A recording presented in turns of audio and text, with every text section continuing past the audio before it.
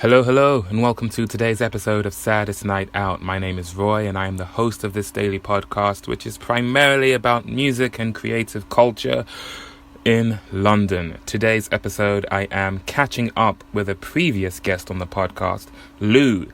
He was first on the podcast on episode 78, which was in June 2018. So it's been a while, to say the least. Since then, he's released his debut EP, Midnight Rotations, available on all streaming services, and he most notably played a headline show at Underbelly Hoxton. It was 2 days after my show, so if I was 25th, he was June 27th, was when he played his show, and then 28th of June is when that EP came out. We caught up at the Nelsons. We were back in the basement. It was just before the open mic that night. And we get really deep into it. I think I was a bit inspired by the previous episode when I spoke to Ben. We had a bit of a window of time together, so we just dived in. I started with when we last spoke and what have you been up to since. And I think you'll hear whatever for yourselves. That this conversation, it goes everywhere because there are a lot of thoughts on this young artist's mind. He's got big ambitions. He's been through a lot and it's meant a lot to him. And you can tell this is someone for whom every decision matters. Nothing is by accident or half-hearted or with a shrug of the shoulder. Everything is really thought through. He has a team around him that he can talk to, bounce ideas off of, to arrive at what it is that he wants to say, the message that he wants to send to the wider world. And it was really good peeling back as many layers as I could in this conversation. I still don't think I peeled back all of them. I'm really looking forward to a sequel, a threequel, if you will. Just many more conversations like this with Loux, because he is someone who thinks on the same level that I think when it comes to the questioning. So I never go down a line of questioning that leaves him going, I don't know, I guess. No, I can tell wherever avenue I go down with questioning, he's thought that way as well. And he's happy to tell me what he's been thinking. So, thank you once again to Ben, the boss, the El Jefe of the Nelsons, for letting us use his basement once more. This is me talking to Loux for the second time for the podcast. I hope you enjoy this chat, and I'll catch up with you afterwards. We are live. We are back in the basement of the Nelsons. Classic place to do a podcast episode. And I'm here with an old friend of the podcast who I haven't spoken to on the podcast in just over a year. Yep. So it'll be good to catch up with you. What's your name, please? Introduce yourself for the people. Hi, people. My name's Loux, also known as Loux. And yeah, I'm a rapper, producer, extraordinaire. Yes, sir. Extraordinaire indeed. I think it was episode 78 was the last time I spoke to you. Yeah, that's right. The number. I did the homework. I went hunting. Good. I found it. Yeah. Episode 78, you were doing that show on Carnaby Street. It was an outdoor show. And I actually remember, because I listened back to it, I got there at the time we thought you were on, but you actually got put on earlier. Yeah, so I caught the end. They moved my set. And I think Ben, who played bass with you at this most recent show, was in the band then as well, because I heard you mention him in that conversation. Yeah. So it's been a little over a year, Loux. What have you been up to? Where you been? I need to hear that convo. No, when you caught me right at the moment as I was just you were fresh. In fact, in that conversation, literally some people come up to you and say, hey, you were great, and you're like, thank you very much. Wow. And then you say to Laurie during that chat that I'm not going to swear in my songs anymore because there were kids there, and you're like, I can't be doing that. I've done a pretty good job. Well, not for this EP, but for the one coming. Seriously, that's cool, man. Yeah. So performed in June. Yeah. What came next after that? We're talking about this year, so Midnight. No, like since that show. Then. So since then. So June 2018. Yeah. You can cast your mind back that far. Yeah, no, I can. Played that show. What happened next? After that, it was blank for quite some time. So I already released Reflecting. Mm-hmm. So that was like the lead single. I had the video out for that. And then in my head, I always knew, okay, the EP. So basically, this is a long, it's been a long time coming. Yeah. So the EP itself has gone over so many different facelifts. So before it had Mm-hmm. maybe 8 songs. Then at one point it was 10. I'm gonna make it an album. I'm gonna go for it. Mm-hmm. And then just as I realized as I progressed and got better as an artist, my sound changed, and I was like, you know what, I don't think that fits. So I was taking away a lot. I'm removing things, adding things, and at the same time, time is ticking. So with me, because I'm a self-taught producer, I only taught myself maybe 2-3 years ago, and so I'm still learning on the job. So like I could like something like yesterday, and then I wake up and I'm like, nope, that's not it. Yeah. You know, or I feel like I can always do better. So I'm constantly like evolving in my bedroom, like by myself. But time is ticking, so no one really gets to see the growth or my selection process. So I've made loads of songs, and then it gets narrowed down to 4 songs. But yeah, that from June last year to, I would say, the beginning of this year, so January. So from June to January, that's when I really like tuned in, and I was like, you know what, cool. This EP needs to come out. It was long overdue, and I already had newer songs than the ones that I had planned for the EP. So I already felt like I had outgrown the songs. Yeah. So in my mind, I'm always thinking, okay, these songs need to come out, because I know that this is going to be the songs I want to start with. This is what I want to present to the world. It's been like that in my mind, so it's like it has to be that. Yeah, because you're such a creative mind. Like, you've and I sincerely mean that, man.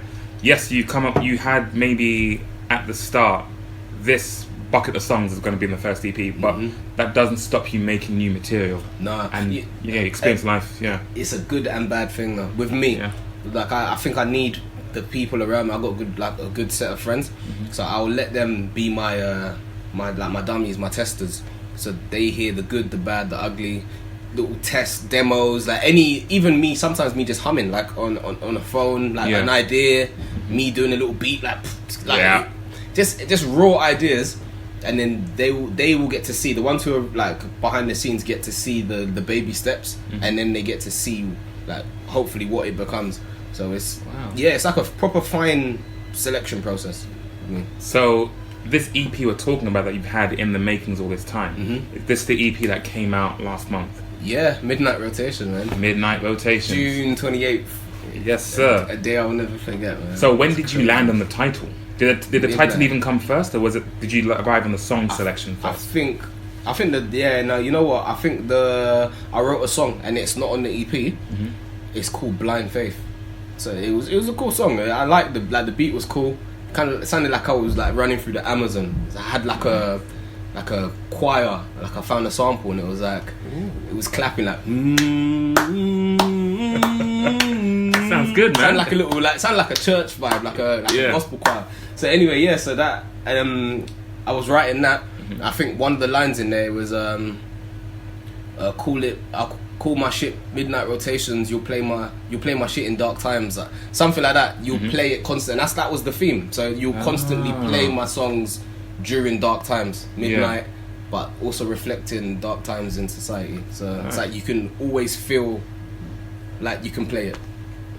So you in the nighttime got the title from a song that didn't end up going on the EP, but the title, the idea behind the title. Even you just made me realise that as well. So it's kind of silly. So the title came first. When you talked about how you were wood chipping, fine tuning, you had lots of different influences, a whole bank of songs, and eventually arriving at it's 3 songs and a 4th song that's live. When did you arrive at that track listing?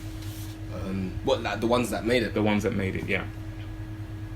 I left my book upstairs, you know. Oh, yeah? It's okay. We can pause. Nah, it's cool. Cool. You paused it, right? No, I haven't paused. So if you're cool. Ben will keep an eye on it. He's got my guitar's up there as well, yeah.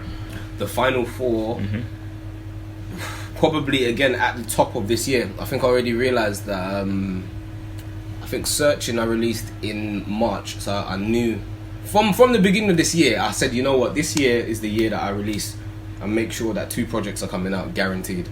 That no matter what, even if like I lose limbs or my voice box has gone too, I've got enough in me to release 2 projects somehow. Yeah, music is coming out. Come hell or high water. Just think, 2018, I had the same kind of thought process. Not the what. Like, I didn't have the consistency, and I only managed to release 1 song. And it was like I was doing shows. See, even bear in mind, I was doing shows with the songs from the EP, but I only had reflecting to show it. So it's like, oh, so have you got music online? It's like, yeah, I got this 1 song. It's like, oh, where can I find that song you performed? Yeah, it's not out. Exactly. That's me at the open mics right now. Like, oh, it's not yet out. And I don't like with me, because I've been in a position where I didn't make music for a very long time, and it's like, again, it was a dark period for me, because I never thought that this is gonna be my career, or this is something I really want to pursue. I've always loved music, like from when I was in the playground, like rapping. But it made me, I think, not doing it or being stripped away of the chance to do it, and me getting older, I said, you know what? Do it. Like, you have nothing to lose. One of my friends, my closest friend as well, Trevane, he's a singer, Travis Wild. So he's on all of my. He's on Ground Up. He's on Bouquet. He's on Searching. Yeah, he was at the show. He was the BV. So he's the guy. Oh man, Travis my guy. So it was Trav who, like, we went to school with each other. So we've known each other well over, like, what, maybe 15 years now.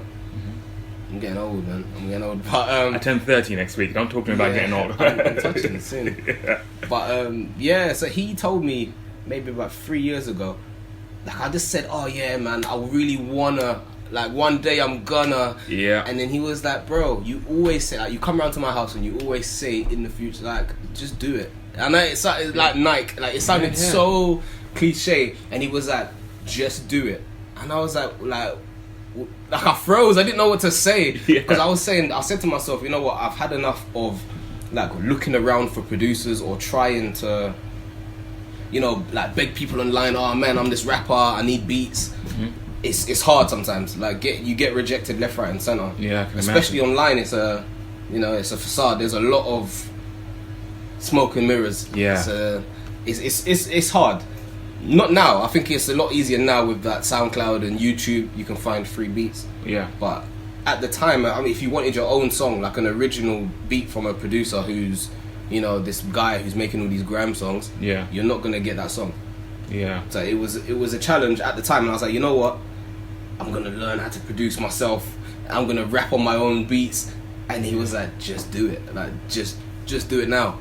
And then that's when I just went through the process, man.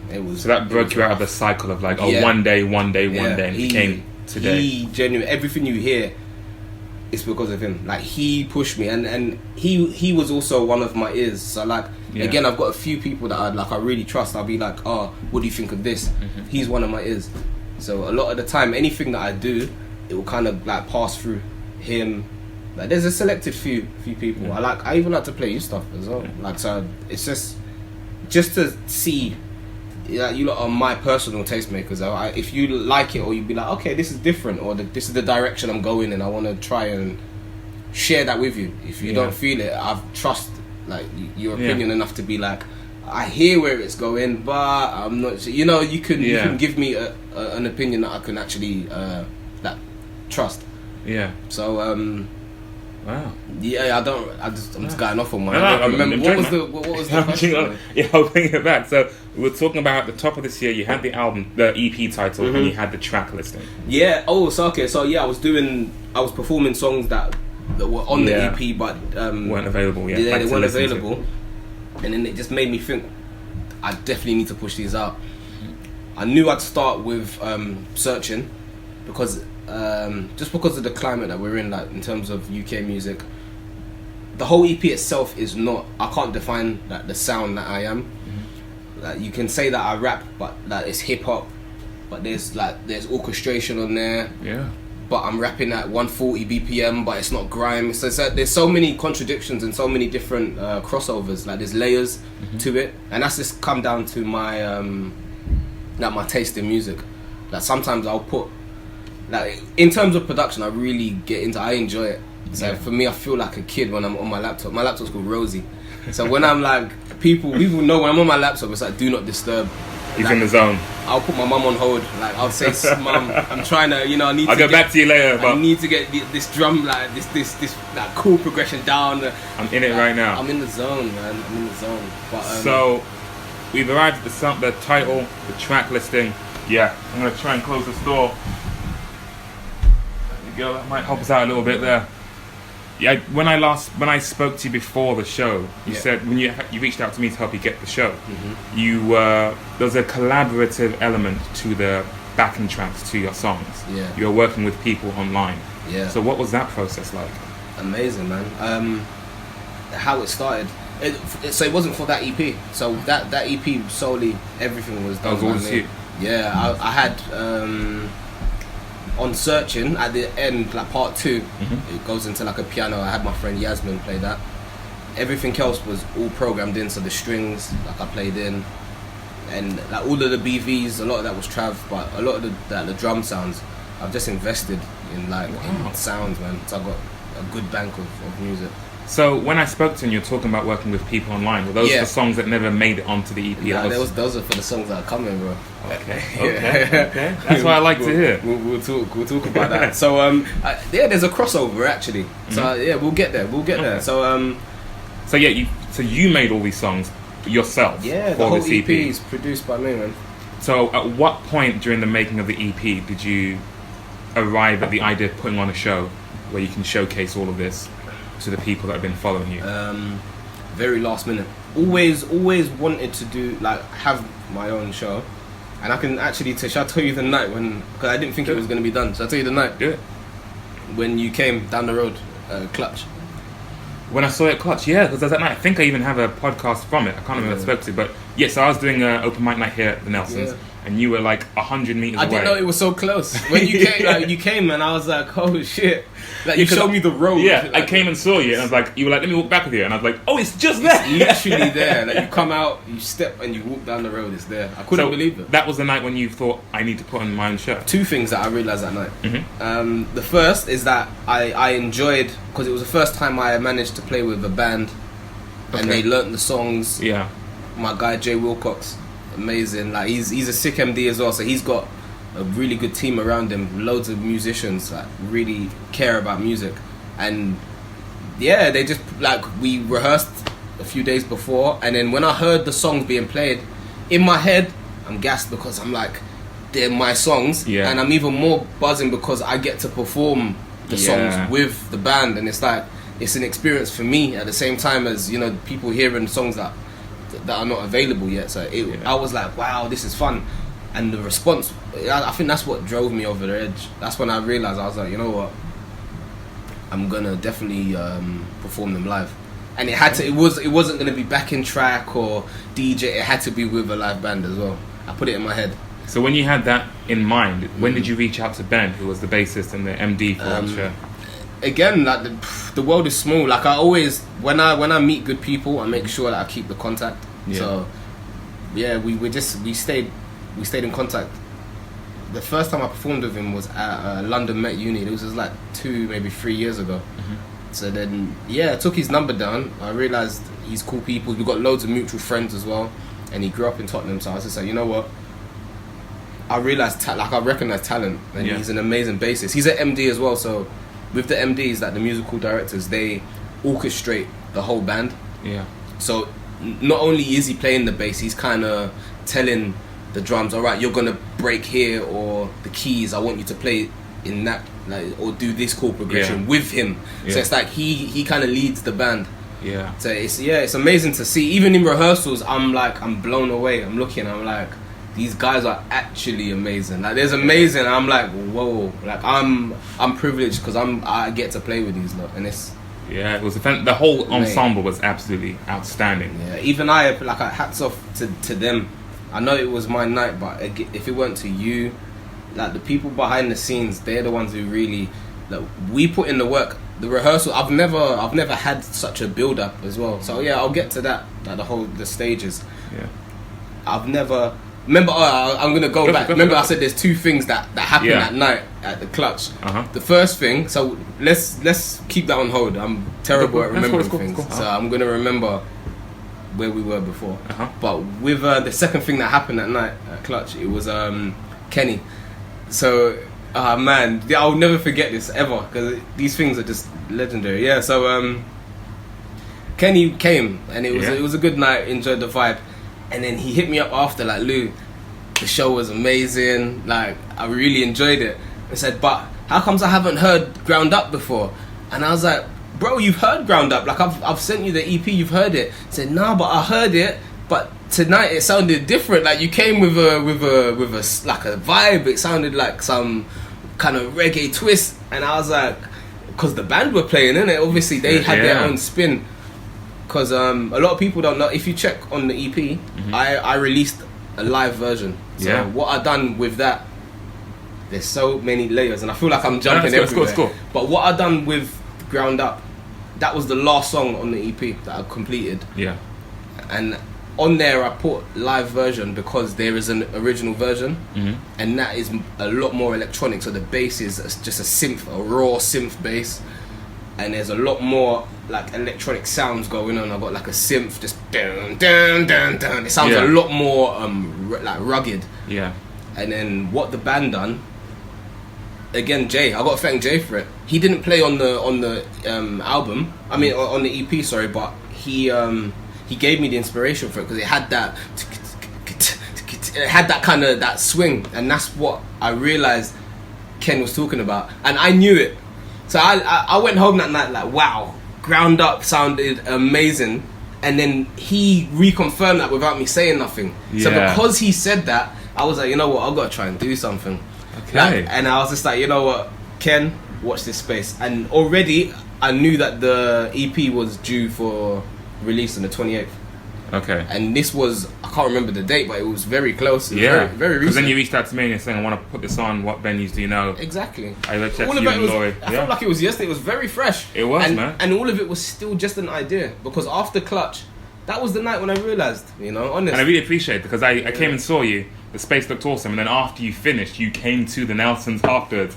A mini after party we had here. I put that on Instagram Live as well. That was so sick because it was so close. Yeah. So like I had the crowd. Like I felt like so gassed, and that was because that was the first like I'm gonna say major performance, but the first like I was showcased. You know, like I was on the flyer like Loux performing.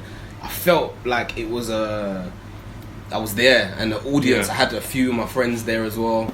Yeah, even you passed through, I know you couldn't stay, you had to like hear. But it's the fact that people acknowledged like, oh yeah, Lou's doing his thing tonight, I'm gonna come out and support. It's a good that feeling. Was just the begin. Yeah, that was the beginning. That's when I knew. And then we came down the road, came here. We fucked it up quickly because I was already buzzing, so I was just like, quick, plug it in and let's go. Let's do it. Let's keep it going. I was on it. Yeah, I was on it, man. So yeah, you reached out to me. We found the venue, Underbelly Hoxton. Yes. You were in touch with the people that are running it, Omar. Yeah, Omar, man. Good You were people. sending them the promo material, the flyer. You and Laurie were all over it. Laurie, by the way, let's shout out to her who designed the artwork Laurie the angel. for the EP. Yeah, she's special, man. And you two go back some way. And she, I'm calling it now. There's a potential power couple right there in you two because you're both incredibly talented. When you arrived at the venue, there was a framed picture of the album art. Yeah, that that came down to her as well because she's got a lot of gallery experience. So she was working in a gallery in Mayfair, like just on like Bond Street. And then they closed down now, but that's where she pretty much gained like all her experience. Her father's an artist as well, so he's a painter. So how did she create that artwork for the EP? Did you? Was it Crazy conversations? again. I know all these stories that happened yesterday. We was on the plane to Rome. It was like maybe 2 years ago, and then I was just messing up. She took a picture of me like sideways, and then I must have just been like I had the picture on my phone, and I was playing around with filters. Like random. I got like create loads of apps that like add filters. So I'm just adding layers on top of layers. And then she looked at it and she's like, "It looks kind of cool because you look like obviously you can tell that it's you, but it's like very sketched out." And then she took the photo, like the photo that I edited, and then she just done some more editing over that, opened my face up, put the flowers in, like done some grading and put it together, man. So was that picture made before there was even any talk of an EP or anything, or was it? I knew that was going to be the EP cover just because it looked so clean. Like I looked at it. Obviously it's me, but I look when I see it today, I don't look at it like me. Like it's weird. Even that the big picture, I was thinking, am I gonna keep it out? Like I don't mind because it looks. I feel like it's a piece of art. I know it's me, but I'm not gonna be looking at it like that's me every day. Like I see it like I know what it is. I see it like for face value. It's not just a picture of me. It's an EP cover. Yeah, definitely. So like I think she nailed it. She nailed it. She like. I'm someone, when I work with other creatives, I like to give them the freedom to do what they want, and I just guide them. If it's not where I feel like it's going in the right, it's just a trust. It's a relationship between both people. So I'll allow any musician or even directors I work with, like see for searching and reflecting. I worked with the same director, Blurred. Inc. That's my guy Jamal. So yeah, Good Faceless work, man. Villain. Yeah, and again, and I think because we're friends, it's more of a connection. So it's like we trust each other. I know he's not gonna let me do a shit job, so I'm gonna let him do his job. Like it's not like salesman and client. It's more just this friendship, a closer personal relationship. And I think relationship. that's priceless. It's priceless, and I always feel like you're gonna get the best out of it because he doesn't just want to get paid. He wants to produce the best quality because it's his name on it as well. Yeah, and it's my name that goes out. And it's that personal side. He wants to be right by you because he knows you. Of course, he knows me. He believes in the music. He is another one who saw when there was no music out.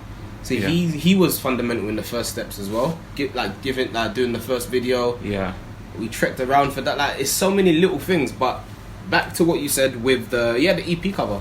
Yeah. So then that was available at the show. People took their pictures in front of it. There was flowers around there. Hashtag midnight rotation. Hashtag midnight rotation. Again, Laurie, like she worked her magic, man. And then I acted as host as well. I saw, because our event was happening in the basement, I saw a few people kind of walk into the venue and think, "Is this the place?" So I just took it upon myself to say, "He was more than a host, man. You here for Loux? Follow me. Yeah. Just come on down." He was like the usher, the MC. No, honestly, you like. And the thing, I know your listeners will know this already, but with you, your character stands out. Like, without a shadow of a doubt, that people can feel, even if they weren't there for the Loux night, just you approaching people and being like, "Oh, hey, are you here for the night?" They're not gonna be like. They might even say yes. Like, fuck it. Like, maybe I am here for the night. Like, what's good? Is it free? Shit. Let me get a chair or something, man. So. No, because your approach, and I think that's what I want to work with. I want to work with good people who not even sell you something, who you just want to genuinely follow, or you believe in them because you just see them as normal people. The feeling's mutual, man. I was happy to help you out with it. Because I think I had another open mic that same night, but I let someone else host here so I could come and be part of that. And it's always Thursdays, isn't it? Always. Just start luck. Yeah. Trap for saying that, man. I introduced you. You came on stage with a band. You performed the EP. You had a little encore as well. The people at popular demand, you returned to the stage. Yeah. You mentioned how before at Clutch Chicken, like the first time I spoke to you was at a show where things were rearranged against your will. It wasn't much in your favour. The Clutch Chicken, you felt gassed. You came off the stage feeling like, this is it. Yeah. How did you feel during and just after when you performed at Underbelly? Wow. Before, I think I posted a video and I'd done it after, but I posted the back because I didn't know. So Laurie came backstage and she was just like, the lights are dimming, Roy's going on stage now, the band are going on, and I thought I still had time. I didn't really think, so I'm just there in the back. I didn't come out, so I was in the back, just talking to myself, prepping, getting ready, just trying to focus, just taking it all in, and I could hear the crowd, and then I heard you on the mic like, "Oh, who's ready?"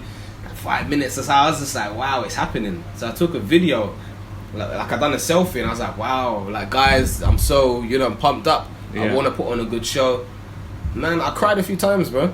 I cried, because and I think I even cried after the show. I cried, and then my mum was in the crowd. Oh. Like, I think she wanted to take a picture with the photo, innit? Yeah. So it's like me, my mum, and my sister. And I just cried, bro. I just cried like a big baby. And the reason why, I can always justify it. Because it's just overwhelming. Like, so much goes in, and not a lot of people really see. Like, I already knew in my mind, the night was a success. In my mind, like, even before I had even jumped on the stage, just the amount of effort and love and care that has gone into it, it can't go wrong. Like, I rehearsed. Like, we done like 2-3 days back to back rehearsals, so I already knew the music was on point. They were always gonna come. The band were gonna come with their A game. Yeah. And this is one thing that I say all the time. Like, everyone knows their role. Yeah. Like, if you don't know your role, just stay away, or like go for just do your thing over there. Yeah. Me, like, as the rapper or the producer, I knew that night that's all I needed to do. As much as people are here for me, and they want to talk to me and say, "Oh yeah, are you excited?" I didn't want to talk to no one before the show. I needed to get my mind there because I'm here to put on this show. I'm your friend still. Yeah. But when Lou's on the stage, and I didn't have that confidence until Clutch again. I've always had it in me. Yeah. I've always been like naturally like okay to perform, but after that, it's like a fire came in me. I was like, you know what? I am gonna put on a show, and these are my songs. These people are here for me. I'm gonna own this night, and I'm gonna make sure I give them something. You know, I was just buzzing, and I was nervous at the same time as well. So it's like I always get always, no matter what, whether it will be 10 people in the crowd, 100 people. Like the first, I always got like weird butterflies, and then the second that I start rapping, like I forget, like my brain just, it's like silence. Like it's literally jet silence. And sometimes I'm rapping my lyrics, and I'm not thinking about it. I'm just rapping, and it's so weird. And at one point in the set, it was the last song, Ground Up. And you realised actually, because I think Laurie told me that he was trying to talk to the engineer to turn up the BVs, but also there was a lot of feedback. You see when it started, so I'm rapping, and there was feedback. I'm looking at him like, what are you doing? But I'm still rapping, and Ground Up's a fast song, and that's when I realised I'm rapping without thinking. Because I was literally still rapping the song, and I'm looking over there like, what's going on? Like, sort the mics out. So, So that's when you knew it was muscle memory. Like you're like an athlete. It's muscle memory. You can just spit those bars whenever you need to. I was tuned in. About business. I saw it too. Like I felt like at the start, there might have been a bit of nerves and new environment. This is just for you. You're not part of a showcase with other artists. This is just you and your night. But by the end, it was like, there's a start right there. This is a guy this is his house, playing by his rules. It's his show. That was scary, you know. Even to this day, like I think about it, and I think the one thing that I was upset about, I really tried on the night, or like a few hours leading up, is to try and get it filmed. And also Underbelly, I didn't know it was like the lighting was great, the sound was amazing, like everything was really good, and I should have. I got loads of footage on like phone, but I should have captured it properly, like just to say like that was a moment. But the next one I'm planning to bigger and better. But that one as a start for me, like it couldn't have gone any more better. Like I had my friend, I had my friend Kinsol, so she was DJing. The night she warmed people up, she came with some good vibes.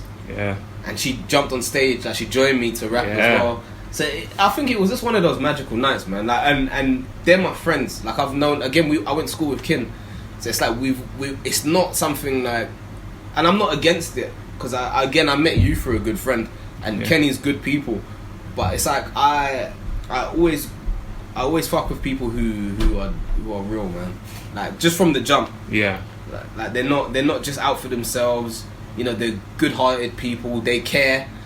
You've got a good bullshit detector, and you're able to kind of like seek out. It comes from many years of having to face bullshit, though. And then also having to face it and knowing that you want better for yourself. Because you can see bullshit day to day, and you might want to entertain that for yourself. Like, you know what? I'm getting treated like shit, so I'm gonna treat the next man like shit. That's a shitty attitude. It's not cool. It's not cool. So I always try to I always try to carry myself. Like, just move correctly, and I expect that from the people that I'm with. They do anyway. I don't. But I've got my own expectations, and I think people who I move with have their own. So we always check each other, and we just make sure that we move like a unit. That's proper. I might have to call it there because I've got to get ready for the open mic. It's always Thursdays with us, man. It's always Thursdays. But Loux, that was an amazing night. Thank you for letting me be part of it. Thank you for regaling us with the tale once again and letting us into the window of all that went into that night. And I look forward to the next one, man. It's coming. Thank you so much. Thank you, Roy. Pleasure. My guy. And that was that. Thank you so much, Loux, for your time, for your candor. I'm getting a little bit copy and paste with what I say at these episodes now. But you know what? When you've done 175 episodes, I think you're allowed to sometimes say the same thing over and over. I mean, I always start with hello, hello, and I always finish the conversation with, and that was that. But that sidebar aside, thank you, Loux, for your time. Thank you for talking to me and letting us really get into it. Sorry again for the slight noises in the background. I like to think they add atmosphere to the conversation, so you get an image of where we are talking, but I hope they don't interrupt the flow of the conversation. I hope you can still pick up what we're talking about. Great conversation, really fun open mic night as well. I think we had 15 people that performed, including Loux, who played a newer song, which I hope to hear more about next time I catch up with him. Speaking of songs, which is like 95% of what this podcast is about. I'm playing a show this Sunday at the Stag's Head in Hoxton, along with the Paper Boat Collective and the Collective Dots. Starts at 5 o'clock, finishes at 9. The Stag's Head in Hoxton this Sunday, the 21st of July. It's my birthday, Wednesday, 24th of July, and I'll be at the open mic in Camden. And I'm playing another show. I'm putting on another show Tuesday, the 30th of July at Road Trip and the Workshop. It will be Lorraine, Jack Mann, Haley Solis, and myself. And I am a little all over the place with regards to what I'm going to do for each show. And I might get more into that over the weekend and the episodes for that. I'm trying to keep the episodes where I talk to a certain person about that certain person. I don't want to flood it too much with other things. Although I will say, let's give a shout out to Nova Cub, who I haven't seen in far too long. But they've released a new single today and a new video for it called Strike. And if you're looking for some laughs on this slightly grey Friday, I highly recommend you check that out. Nova Cub, new single called Strike, and a video is up on YouTube. Yeah, 2 shows in quick succession, not as quick as the previous time. Last time I had my show on the Sunday, and then I played on the Sunday, and then my show was on the Tuesday, within like 3 days of each other. This time there's a week in between, and this time I really am keen to put in the work towards it. But as I said, I'll talk more about that on another episode. Thank you very much for listening. You can find me online by searching for the word Saddest Night Out on any social media. And I'll put links to where you can find Loux as well. Take care of yourselves, and I'll catch you on the next one.